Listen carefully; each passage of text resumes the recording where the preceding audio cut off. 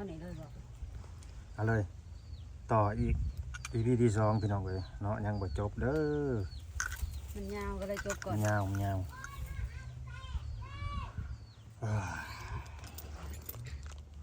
กะถ่ายไปเลยประมาณครึ่งชั่วโมงมาจักคลิปบางใดนี่ก็เด้อเราเอาอันเนี้ยไปส่งเขาเลยได้เงินมาเท่าใดสาวสอน บ่ทันได้เอา บ่ทันได้เอาบ่ตอนนี้มีเงินติดตัวเท่าใด เขามีแบบเอาหญ้าตัวแบบเขาเอามากินก่อนเอาไปใส่กระเจ้าดิแล้วมีแต่แบบไปเริ่มเอามาใหม่แล้วจังเอาเงินเพิ่นมากินก่อนมาซื้อแล้วก็มาไผ่หญ้าใส่เพิ่น โอ้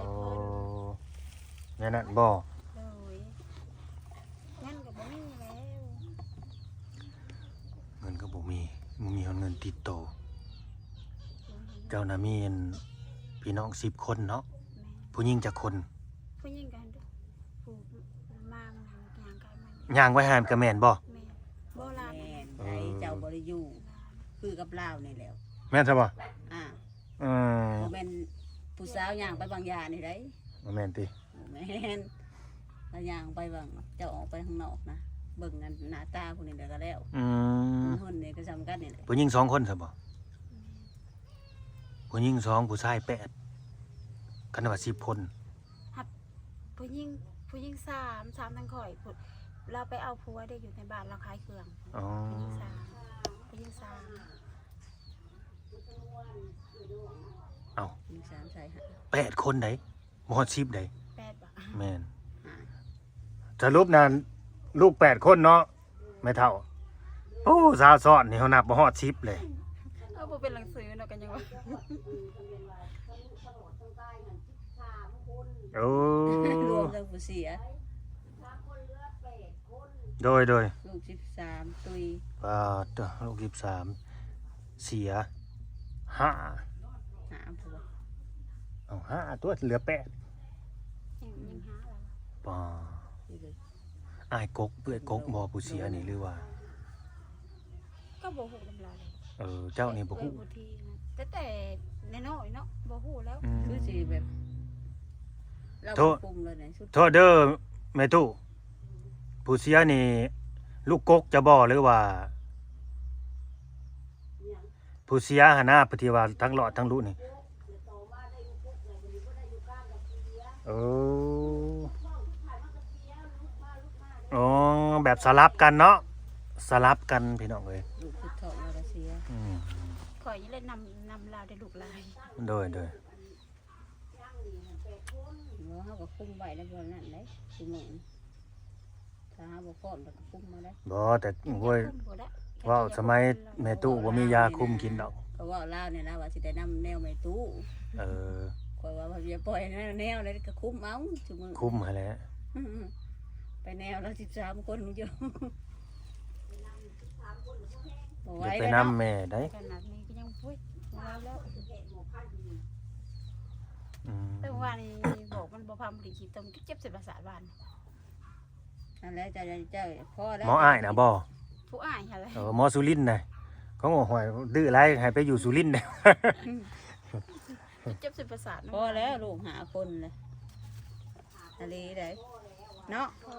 เอาเลย ข่อยนี่2คนก็ยังพอเลย นำให้มันได้ผู้หญิงผู้เดียวนั่นนี่ว่า อืม ก็ได้ผู้หญิงผู้เดียวนี่จบเจีย สาเหตุที่มีลูกหลายนี่คือจะได้ลูกผู้หญิง แม่ โอ้ กายนั้นมีแต่ผู้ชายผู้เด้นำผู้หญิง อืมนำผู้หญิงกันว่า แต่ก็ได้ผู้เดียวนั่น แบบว่าได้ผู้นี้แล้วก็อ่ะผู้หนาสิได้ผู้หญิงแบบนี้เนาะ แม่ ก็เลยแบบนี้ นำเป็นนำจะได้หา อืม อืม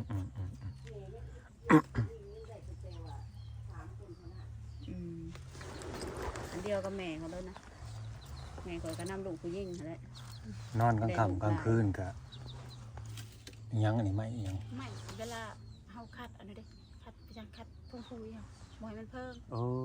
เวลากลางคืนนี่ดึงลง แม่นิดลงไป อืมชอดคัดนี่แหละเนาะ แม่ ประตูแล้ว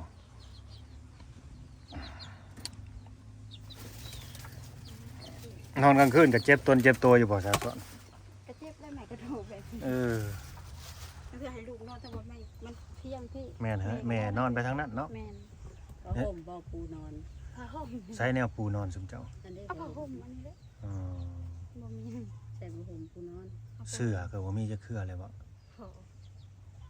บ่มี ผ้าห่มตัวนี้แล้วเด็กน้อยไม่ให้เหนียวใจ เหี่ยวอะไรยังว่าหาบ่ ไป ตาก ปูเสือเหนียวแล้วสักบ่ได้เด้ ไข่นี่เคยซื้อให้ลูกกินอยู่บ่หรือว่ากินไข่ไก่เจ้าของในเฮือน ไข่ไก่แบบว่าไปซื้ออยู่ในอันห้างน่ะส่งไปหาเคยซื้ออยู่ อ๋อมีได้ซื้อมาให้ลูกกินอยู่บ่ อิงตามเงินพ่อแบบได้เทื่อละห่อสองห่อแบบไปแบบนี้ แม่นบางที่อันนี้เว่าความจริงเลยบางทีเด็กน้อยมันเคยกินมันก็อยากกินนะ แม่ นะผู้บ่เคยแล้วมันก็แล้วไปเลย บ่แล้วคือลูกเฮา บ่แล้วบ่ บ่แล้วได้เขาเวลาเขาอยาก บ่แล้วเฮาแบบเขาบ่เคยกินนะเฮาก็บ่ได้คิดอยากในนี่บ่ฮู้ซ้ำว่ารสชาติมันเป็นใดๆและบ่ฮู้อีกว่าเขากินแบบใดหั่นนะ เด็กน้อยซุมื้อนี้มันรุ่นเขาแล้ว อันนี้เว้าถึงเจ้าของแต่ยังน้อยเด้อ หาตัวนี้ยังบ่ได้ซื้อให้เขากินจักเทื่อแบบนี้ อ่า ปลาเนี่ย เอาสิถามหน่อยนี่ซะให้เจ้าเดาเจ้าว่าข่อยนี่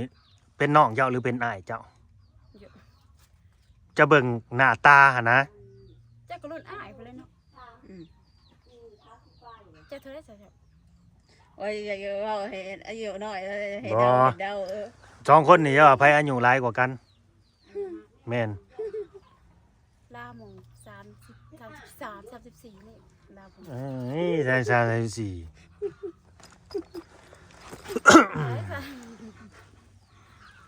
ลักสี่พอแห้งนะ 40อ่ะ อ่า เฮาจะเว้น60หรือ ก็ เปล่า ป้า โอ้ยพวกเราก็คือว่าเรา ป้าตัวข่อย60 เยอะ ในตู้เจ้านะอายุเท่าไรแหละโทษเด้อแม่ตู้ ใครกินเลย โดย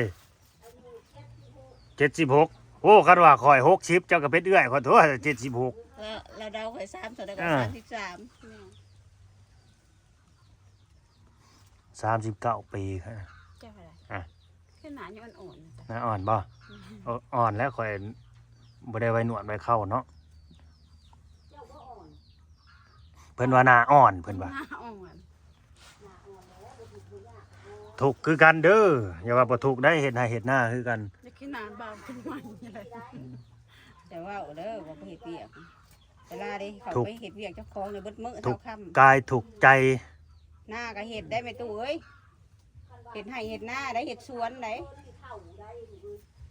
เห็ดหัวเห็ดสวนคือกัน มันคือว่าอะไรกับกินสมบูรณ์แน่กับบัวเท้าแบบว่า แม่นบ่จนแล้วคือว่ากินป่นกินแจ่วคือกันนี่แหละแกงหน่อไม้ตำหุงคือกันนี่แหละกินของธรรมชาติคือกันได้ขอยก็ได้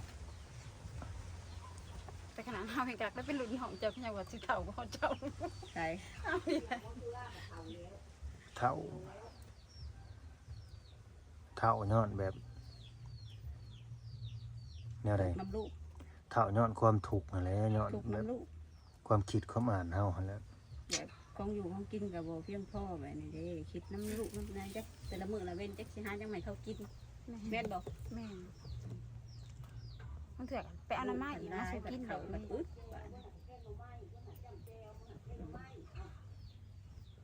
เอาผู้เป็นแม่เขาก็คิดได้บาด มาเหมือนคืนนี่บ่อยากกินแค่น้ำไม้ให้ไปเอาอันไข่ไก่บ่มาให้กิน ไผลูกนะอ่า แม่ว่าเอาเงินในไสว่ะงั้นจะพะยาว่ะ เออ พะยาก็ไม่เอาข้าวมาให้กินเด้บ่ มันก็ฮู้อยู่เงินเจ้าไผหยาเนาะ แม่นงั้นจะพะยาว่ะแม่ไปซื้อข้าวเลยเด้ว่ะ พอดีเทใส่ถังนี่พอดีเต็ม อื ถัง มจังมีแฮงไผเนาะ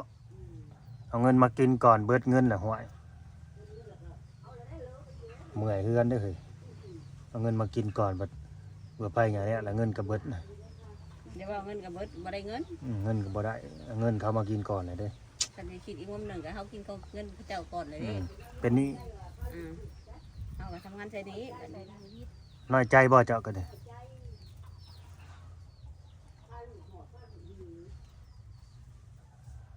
ห่วยของเจ้าบ่หาไว้หลายๆให้หน้าตากะงัวควาย หัวขวด ดินดอนตอนหยา หัวขวดตะกี้ก็มีขายซื้อข้าวตลาด เราก็ได้ หาไว้ให้ลูกหลายๆติ พอลูกลายแบบนี้มันที่ได้ลูกลายแบบ เจ้าก็เอาลูกหลายอีกแม่ตู้เอ้ย บ่มีรายได้อีหยังมันนี่เด้มีแต่เฮ็ดนาที่เขา แม่ ใจ เพิ่น เราได้ แม่ก็น้อยใจว่าซั่นพาลูกทุกข์ลูกยาก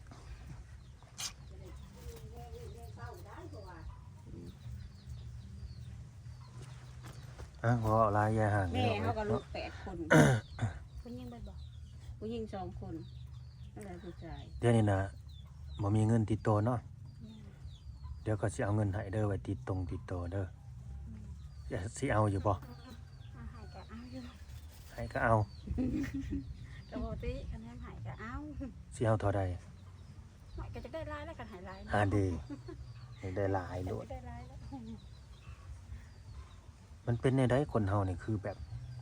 คันว่าให้แล้วว่าอยากได้หลายโลด มันจะได้ร้ายแล้วเพราะว่ามากพอเห็ดเฮือนก็เห็ดเฮือนไปสิ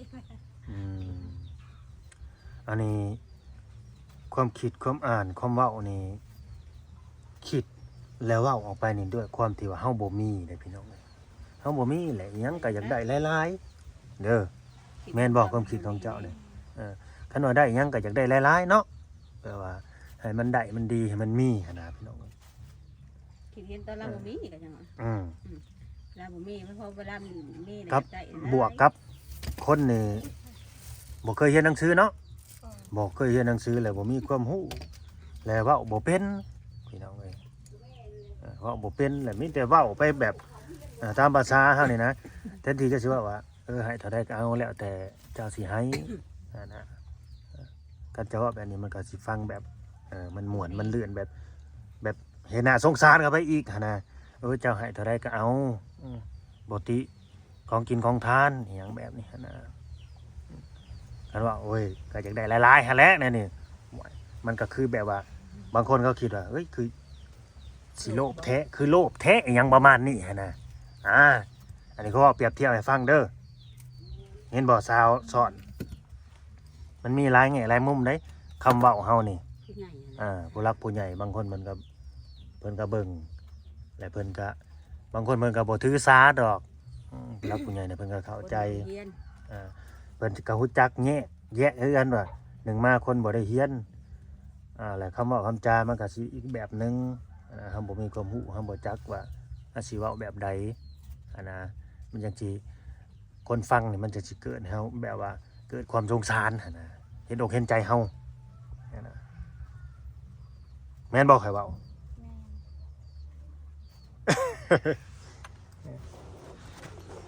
กะสิเอาเงินให้เพิ่นพี่น้องเอ้ยจะบ่คือบ่ให้ลูกจะไปเฮียนซะแม่ตู้แม่นโอ้โดยมีข้าวเนาะกินก้อย ตะกี้เพิ่นพากินก้อยเฮาให้เป็นแต่งก้อยมาแล้วมาจับกับผลแบบนี้แล้วเสร็จโจกมากมันไปจับก้อยไปกินบ่แซ่บก็คือเฮาหวานนี่มันบ่เป็นข้าวว่าตะกี้ได้ พี่น้องเอ้ยอันนี้กับบ่าวลาวก็ถ้าเกิดว่าเว้าหลายก็ขอโทษว่าโพดขออภัยเด้อพี่น้องเอ้ยเนาะก็คือบางทีคำเว้าคำจาเฮานี่ก็คอยเว้านี่บางทีก็แบบว่ามันแบบสิซ้อนไปในโตเลยได้สาวสอนแม่นบ่แบบอยากซ้อนไปในโตเลยเจ้าอย่าหายอย่าเครียดเด้อ จะสอนก็ดี และบัดเธอแต่แบบเธอหน้านะแบบว่ามีคนมาถ่ายมาสัมภาษณ์เฮาอย่างแบบก็เว้าทำนองค่อยเว้าหั่นล่ะเด้อ โดย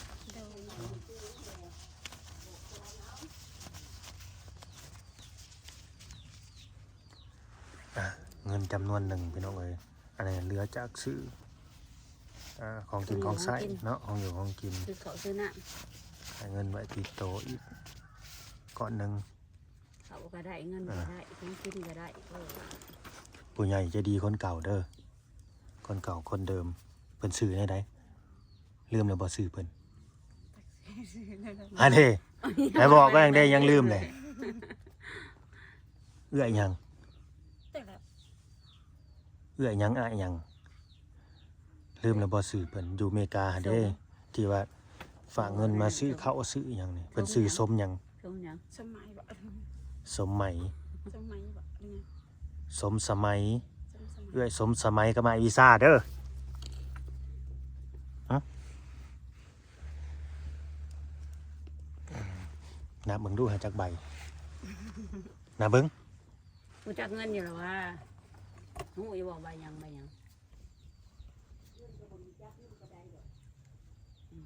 นับเบิ่งดู เก่าใบนี่จะเท่าไหร่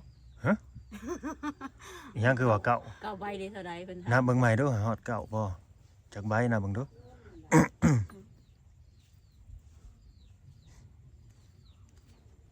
บ่แม่น10ติ สิบบ่ บ่ถามแล้วน่ะจะถามแล้วก็เท่าใดให้เรานำใหม่นะแต่อย่าเพราะว่า รู้บ่แล้วนับได้แต่เก่า บ่ ก็ให้เป็น10นี่คือว่านับเก่านับเบิ่งใหม่ดู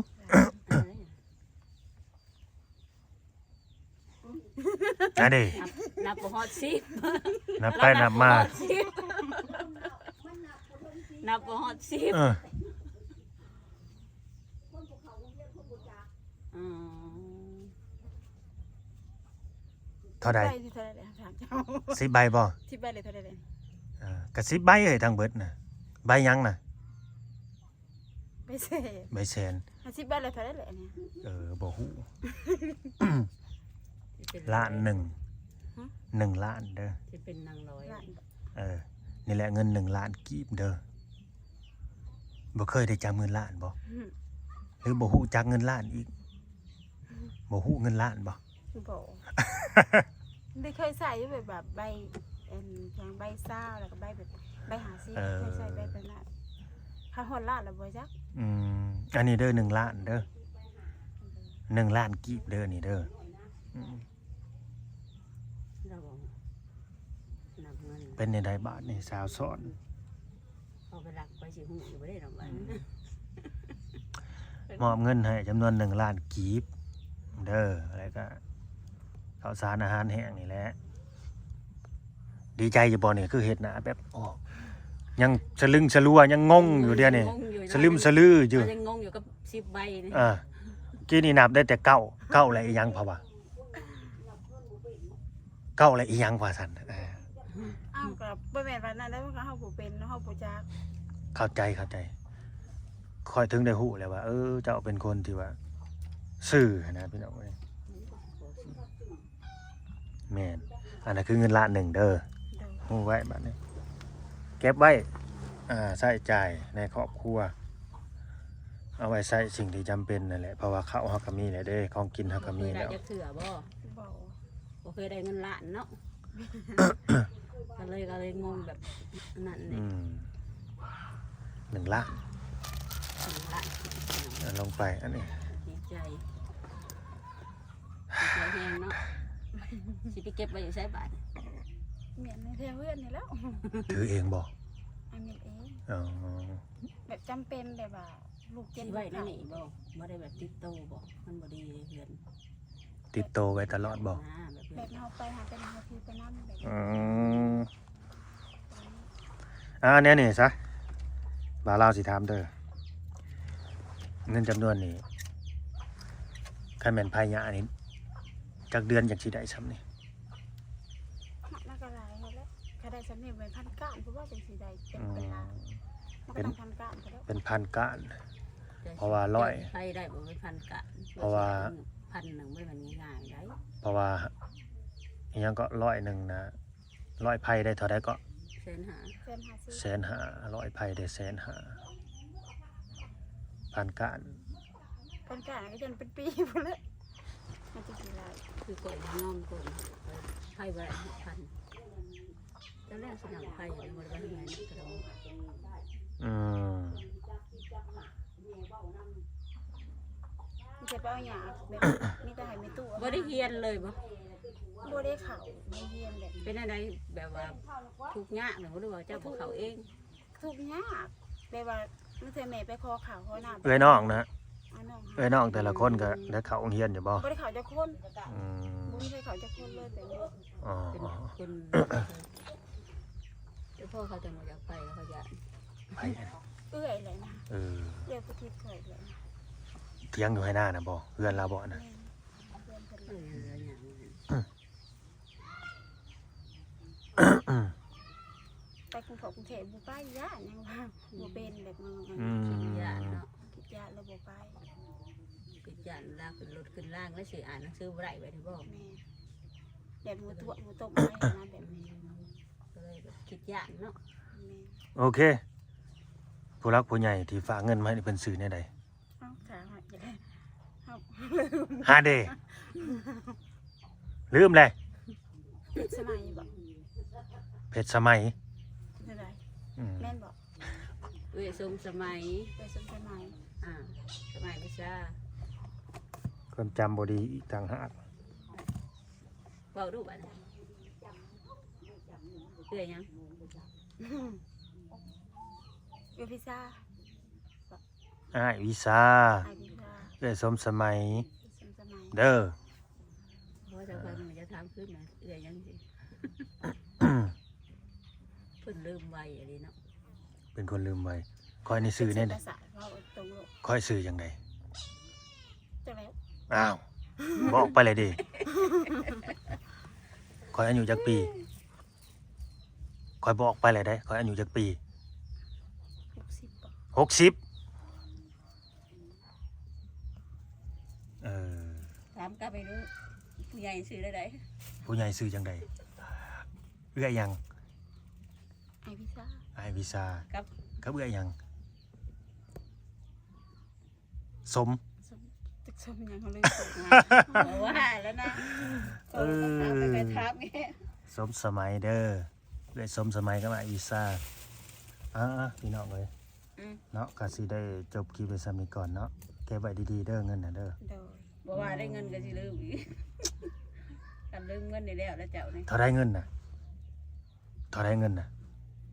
จังหวัดละหนึ่งตลาดหนึ่ง เออ ก็ลืมเนาะตอนนี้ เอ เนาะ อล้านหนึ่งเด้อเงินน่ะเด้อ โดย เก็บไว้รักษาไว้เอาไว้ใช้จ่ายซื้อนั่นซื้อนี่หั่นแหละสิ่งที่จำเป็น คือตอนนี้เฮามีอยู่เฮาก็เก็บไว้แบบว่าจำเป็นอะไรเวลาลูกเจ็บลูกไข้หรืออยู่ทำ เออ ดี ซื้อคือจะ เก็บไว้ บ่มีหมดขึ้นมาที่ในเฮือนนี่บ่ บ่มี บ่มีเนาะ ผมมีแล้วมันเปื้อน เฮ้ยหมดมันมาแต่ไสซะนะ ใช่ ในกล่องมาม่าน่ะ หมดยังหมดทั้งไพ่บ่ บ่หมดเดียดน้อย หมดเดียดน้อย เออ ยังอยู่ในกล่องนะ ข้าวนี่เทเองได้บ่ ได้ เออ ได้สีทอง ก็สิได้จบคลิปไว้สมิก่อนบัดนี้ให้ขอบมกขอบใจเอ้ยสมสมัยอาอีสาอีกเด้อที่ว่าเพิ่นซื้อของกินแล้วก็ฝากเงินมาให้ใช้อีกนี่เด้ เจ้าบอกมึงต้องให้ขอบคุณเลยนะ ให้ขอบคุณเพิ่น จะบอกคนยังไม่เคยจะบอก พี่น้องเอ้ยก็สิได้จบคลิปไว้สมิก่อนเด้อบัดนี้เนาะ แอบเบิ่ง ผู้ใหญ่ก็มาแอบเบิ่งอีกน้องมันแฮงว่าบ่เป็นแฮงเคินอยู่ ก็สิให้เพิ่นเนาะให้ชาวสอดนั่นแหละขอมกขอบใจเนาะขอบคุญขอบคุณไอ้วีซ่ากับเอ้ยสมสมัยเนาะที่ว่าเพิ่นเป็นผู้หลักผู้ใหญ่ใจดีใจบุญเนาะฝากเงินแล้วก็ซื้อของอยู่ของกินนี่แหละเข้ามาให้เพิ่นสาวสอนเนาะบัดนี้ขอบคุณเพิ่นขอมกขอบใจเพิ่นนกมือขึ้นนำ ก็มอบขอบใจพระเจ้าอวยพรเด้อมื้อนี้ก็ลูกได้หับของขวัญคือทิ้นแห้งและไข่ไก่และมาม่าและป้องปลาแป้งนัวขนมข้าวและเงินใน จำนวน1 ล้าน 1 ล้าน อ่า ที่ให้ลูกให้เป็นโฮมโพโฮมไซให้ลูกให้อายุหวันก้อนเงินที่ให้ลูกมากก็ให้ได้หลายกว่านี้ ทุกสิ่งทุกอย่างที่ได้ ให้น้ำบาทนี่ให้พ่อพี่น้องเอ้ย ก็ บา บ่ ท เคยได้แบบนี้แต่เถื่อ บ่เคยได้ตื่นตันบาทนี่มาให้ตอนสุดท้ายนางเอกมาให้ตอนสุดท้ายพี่น้องเอ้ยตอนจบดีใจแฮงเนาะนี่ได้น้ำตาแห่งความดีใจตื่นตันใจพี่น้องเอ้ยนี่ก็ดีเนาะบ่เคยได้แล้วก็เป็นกำลังใจให้สู้ต่อไป เราบ่จ้างเงิน เนาะตามนั่นแหละเก็บไว้รักษาไว้เงินคำก็ดีของอยู่ของกินก็ เงินพอ ประหยัดกินพี่น้องเอ้ย เอาเก็บ เนาะโอ้กเว้ยเอาสบายดีสบายดีเอาสบายดีออกลงข้างนอกก่อนบัดนี้บ่ไหวแล้วปวดแขนปวดขาพี่น้องเอ้ย ไปเดี๋ยวจะมาไป โอเคเด้อพี่น้องเด้อเนาะเฮาก็สิได้จบคลิปไว้ส่ำนี้ก่อนเด้อเนาะอ่ะขอบคุณ FC ใจดีใจบุญผู้ใดที่เข้ามาเบิ่งมาชมตั้งแต่ต้นจนจบคลิปก็ให้อยู่ดีมีแฮงเด้อโชคให้มันให้ร่ำให้รวยและก็สิ่งสำคัญก็คือทางเอื้อยสมสมัยไออีซาเพิ่นนั่นแหละพี่น้องเอ้ยเนาะสะพานเป็นสะพานเป็นอหยังเกาะผู้ใหญ่ใจดีใจบุญเฮาก็เว้าไปนำกันกับสาวซ้อนละบาทนี่ลงหน้าลงหลังไปคือกันอีกเลยที่ว่าเป็นสะพานบุญนั่นแหละเนาะเป็นผู้ใหญ่ใจดีใจบุญเนาะให้เพิ่นโชคเพิ่นมาเนี่ยเพิ่นร่ำเพิ่นรวยอย่าเจ็บอย่าจนเด้อให้อายุมันควรยืนเนาะตกหน้าก็บ่อะไรโตไฟก็บ่ใหม่เนาะทางมื้อเช้าก็ให้ไหลเข้ามื้อแลงให้เจ้าอยู่ดีมีแห้งเด้อได้ส่งสมัยอีสานเนาะอ้าวสบายดี